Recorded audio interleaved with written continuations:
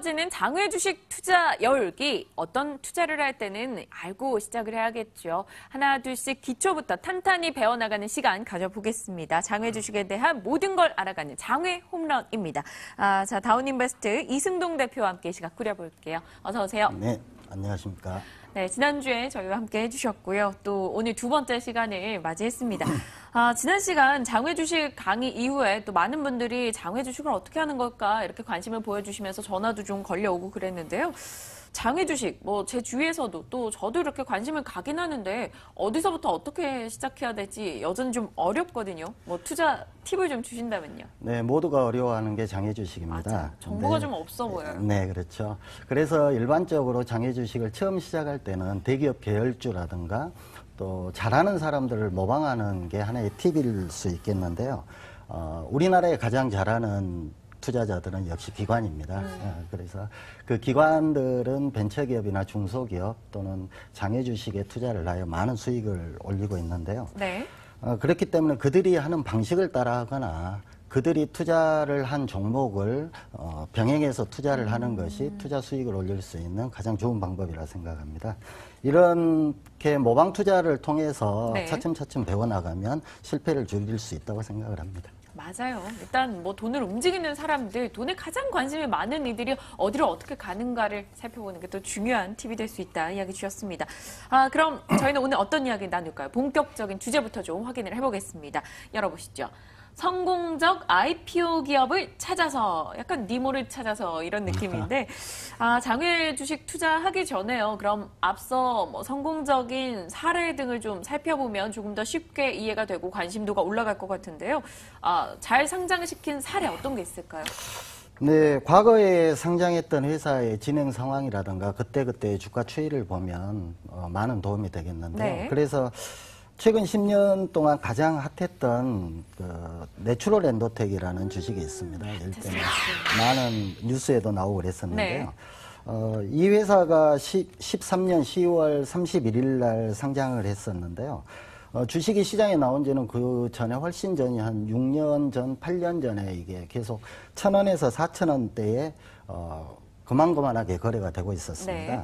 근데 그러다 아시다시피 홈쇼핑에서 백소 제품이 알려지기 시작하면서 그 매출 성장성을 미리 알고 있었던 기관 투자라든가 장외에 오래 근무했던 딜러들 또 장외 큰 손들이 먼저 매집을 하기 시작을 하였습니다. 네. 그때 약 상장 1년 전인 12년 10월경에 갑자기 주가가 8,000원에 이렇게 거래가 됐었죠. 한 6년 동안 변동이 없던 주가가 갑자기 8,000원까지 치솟으면서 그때부터 백소 제품이 홈쇼핑이나 방송을 통해 알려지기 시작을 했고 또 그러다 보니 자연적으로 일반인들도 관심을 갖게 돼서 한 달에 한 20-30%씩 이렇게 계속 상장하는 그런 굉장히 좀 핫했던 주식입니다. 네.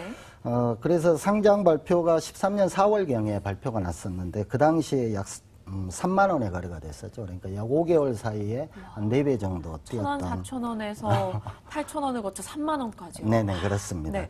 그래서 계속 그 상장이 발표가 되고, 매출은 계속 일어남으로 해서, 비상장에서 상장 전까지 6만 원 정도까지 거래가 됐었고요. 네. 이게 공모가가 4만 원 나왔었는데요. 당시 상장 첫날 공모가 200%인 8만 원의 시초가가 형성이 되고, 당시 15% 상한가인 92,000원의 종가를 기록하게 됐던 주식입니다. 네.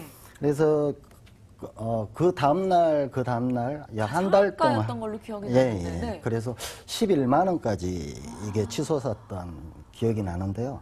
그 이후로 또 하나 재밌었던 것이 약 상장 후 한 4개월 후인 2월 6일 날 100% 무상증자가 됐었습니다.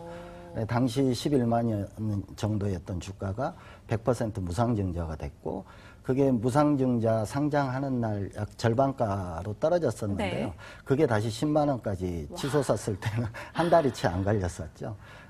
그리고 이 회사가 계속 그 당시에는 굉장히 핫한 회사였고 또 매출도 일어났었고 순이익도 좋았었고요. 그래서 또 한 번 다시 8월 달쯤에 무상증자가 80%가 또 이루어집니다. 네. 그래서 결과적으로 1,000원에 이렇게 주식을 샀던 사람들은 상장 후 약 1년이 안 됐죠. 10개월 정도의 네. 무상증자가 2번 이루어짐으로써 한 주가 2.8주가 되는 그런 기록적인 주식이었습니다. 당시에 만약에 1,000원에 샀다면은 뭐 얼마죠? 한 200원 꼴 되나요? 2.8주가 됐으니까요. 그래서 그 당시에 무중을 2번 하고 최고가가 91,200원까지 네. 갔었네요. 그럼 200원짜리가 91,200원 갔으니까 뭐 이거 계산이 잘 안 됩니다. 한 2년 새에 수백 배. 예, 4,500배의 수익을 올렸었던 가장 핫했던 최근 10년 새에 가장 핫했던 주식 중에 하나입니다. 장외 시장에서부터 관심을 갖고 보유하고 계셨던 분들이 뭐 잊고 있었으면 돈은 가장 많이 버셨을 것 같네요. 그렇습니다. 이게 아이러니한 게 네. 계속 주식을 보고 계셨던 분들은 이게 8,000원, 10,000원 이렇게 급속도로 오르다 보니 그러니까 팔게 되죠. 네. 당연히 팔게 됐죠. 대부분은 2만 원대에 거의 팔았던 걸로 기억을 하고요.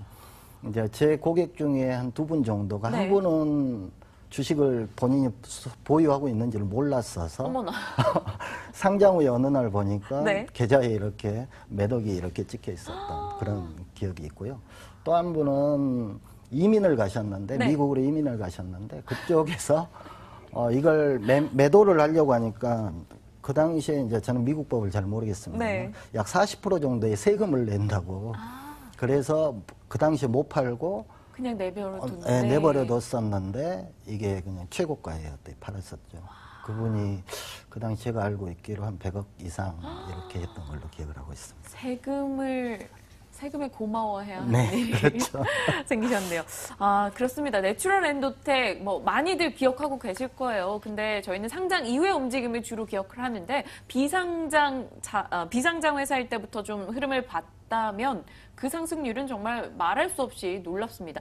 그렇다면요. 제2의 내추럴 엔도텍이 뭐가 될까? 이런 고민들을 또 할 거 아니에요? 네, 그러면 다들 그렇죠. 지금 비상장 시장에서 핫한 거, 내추럴 엔도텍이 될 것 같은 거 어떤 게 있을까요? 그거 굉장히 어려운데요.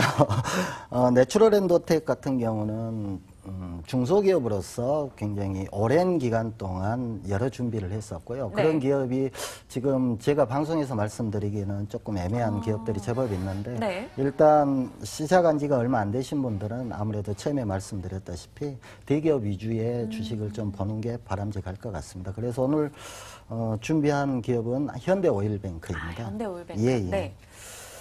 현대오일뱅크 같은 경우는 원래 대기업주는 대부분 그 오너 일가가 100% 지분을 소유한 경우가 많습니다. 네. 근데 오일뱅크도 처음에는 마찬가지였죠. 현대중공업에서 94%, 그다음에 현대상선에서 5% 정도, 나머지 1%를 현대 일가가 보유를 하여서 네. 100%의 주식을 보유하고 있었기 때문에 한 네. 주도 나올 수 있는 구조는 아니었는데 당시 현대상선이 유동성 위기를 겪으면서 보유 중인 자산을 매각해야 되는 상황이 됐었습니다. 네. 그래서 현대상선에서 보유하고 있었던 약 93만 주로 기억을 하는데 그 주식을 매각을 하면서 시장에 이 주식이 나왔었던 것입니다. 당시 나왔을 때 가격은 8,500원이었고요. 근데 90만 주가 일괄 나왔었기 때문에 약 80억 정도의 자금이 필요로 했었기 때문에 일반 개인들은 감히 할 수가 없었고요. 네. 당시 비상장의 큰 손들이 주식을 매입을 했었고요. 그 이후에 10,000원에서 15,000원 사이를 한 3, 4년 정도 주가 변동이 없었습니다. 그 이유는 아시다시피 현대그룹이 전체적으로 좀 어려움을 겪다 보니 네. 주가가 그렇게 상승을 못했었는데요. 이 주식이 드디어 빛을 발하는 게 작년부터 IPO 이야기가 나오면서 작년 5월경에 2만 원을 돌파하고 지금 약 1년 정도 지난 이 시점에 현재 시가는 한 6만 원 정도 되니까 이것도 한 1년 사이에 한 3배 정도 올랐었죠. 그럼 처음에 사실 뭐 한 1, 2년 동안은 가격 변동이 거의 없었다 했는데 뭐 그 큰 손분들 제 얼굴도 본 적이 없고 네. 도대체 어떤 분들인지 너무 궁금하지만 그분들도 뭐 1, 2년을 들고 계셨던 거 아니에요? 네, 그렇습니다. 그러다가 또 이제 가격이 크게 튀기 시작하면서 어느덧 한 3배 정도 가격이 올라가 있는 상황입니다. 주가 추이를 한번 볼 수 있을까요? 네. 이 주가 추이를 보면은요, 지금 화면에 나올 것 같은데. 네네, 나오고 있어요. 네네네. 여기는 2015년 5월 19일이니까 17년 5월 19일이겠네요. 네. 이때 약 2만 원 정도 이렇게 있다가 한 달 사이에 2만 5천 원, 또 약 2달 사이에 3만 원. 현재 사실 현대오일뱅크가 올해 상장 이야기가 나오고 있거든요. 그래서 최근에 급격히 오르는 모습을 볼 수가 있겠습니다. 그래서 향후 대기업주 같은 경우는 모기업에 아까 말씀드린 대로 모기업의 어떤 그 성장 이나 이런 부분에서 큰 가격의 차이를 보이기 때문에 네. 모기업의 상황을 좀 예의주시할 필요가 있고요. 오일뱅크는 워낙 큰 기업이기 때문에 뭐 주가가 지금 비상장에서 이렇게 올랐지만 앞으로 상장이 가시화되면 추가 상승의 여력은 있다고 보여집니다. 상장에 대한 기대 충분히 많이 솔솔 나오고 있는 이 업체입니다. 현대오일뱅크 주가 추이 보여주셨는데요. 앞으로 또 이 회사 이슈가 들려온다면 조금 더 저희가 신경 쓰면서 면밀히 살펴보지 않을까 싶습니다. 오늘 뭐 남들이 돈 벌었다는 얘기인데도 이렇게 재밌게 들리네요. 자, 장외 홈런 다운인베스트 이승동 대표와 함께 또 장외 주식시장에 대한 비하인드 스토리를 들어봤습니다. 오늘 말씀 고맙습니다. 네, 감사합니다.